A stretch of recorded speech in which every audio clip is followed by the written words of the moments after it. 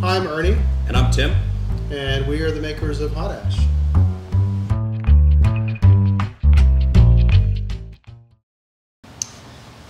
Hot Ash was a thought that came over a few months, just thinking about the idea of doing something different. I brought the idea to Ernie, and he, a couple times, and he said, yeah, just make one. First few times I think I poo-pooed the idea. I think so, yeah, you're right. I was a pest, like I always was when I was a kid. We make several different products. We design things, and we love inventing.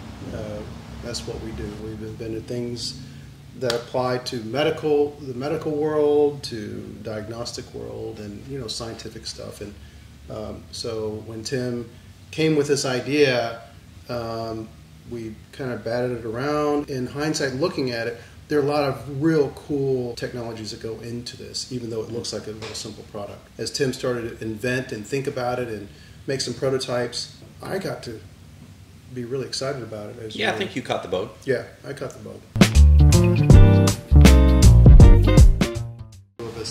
So, the name game, what is this? How does this stand out? Like, this is a super hot product. Super hot product. Yes. And you're creating this, just like barely you're creating this ash in the, right? So I just gave it away, Hot Ash. But then more we thought about it, who doesn't want a hot ash? Who doesn't want a hot ash? I mean, grab yourself a hot ash. Grab that ash.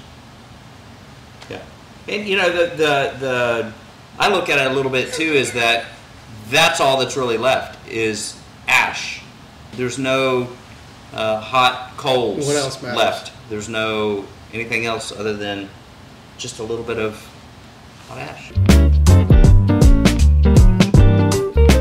I think the first one was the original stainless steel rocket stove.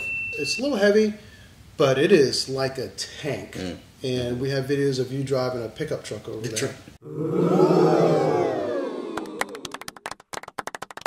And it still worked just perfectly. And then the titanium one came on the heels of that. This is the smaller titanium from people that were like hardcore campers that wanted to lighten the load as much as possible. Because they're going for miles and miles. Right, and miles. they're not getting out of their car, going and setting up for the day, and right. they're going for weeks on end. It's a portion of the size relative to the other dimensions. It's the same as the large one, but a compact version of it. There's an X-Grill that's just recently hit the market, and we're excited about that one too. The Hot Ash fire pit is that third piece of it. We made a smokeless fire pit, and on the outside there's a double wall, just like here there's a double wall. Correct.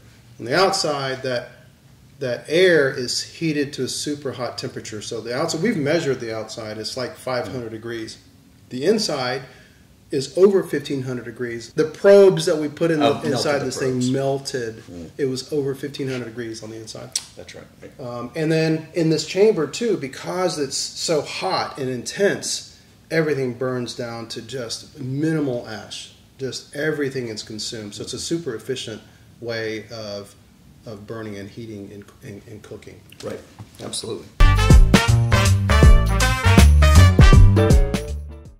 Yeah, it was nothing but trials and a lot of errors. Finding the right ratios of the different dimensions. Finding the right amount of air intake that we needed to make sure we had the best secondary burn.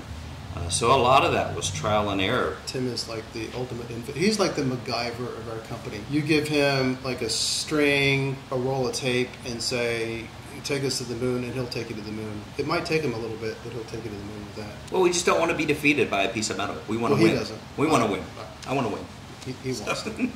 Yeah, I think everybody needs some form of camping grill or stove or fire pit. We're open to hearing any ideas how to... Oh, absolutely. Yeah. Send us your comments on the type of camping stove or something that you can use to play with fire. Send us a picture of your... Yeah, of your idea. Yeah. We could get some really... Yeah. No. You never know what you'll get. No, maybe not. Well, send us your pictures and we'll decide. Nah.